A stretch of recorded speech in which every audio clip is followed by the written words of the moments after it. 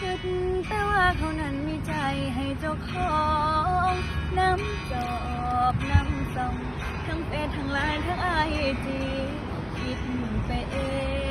งข้างเดียว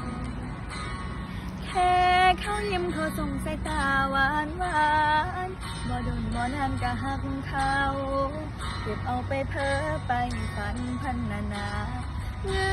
อหัวใจเป็นจังได้ละทีนี้เขาเปิดโต๊ะตำแหน่งเจ้าของหัวใจสุดท้ายเจ้าของในนั่งห้องไทยน้ำตาไหลเพราะปานฟ้า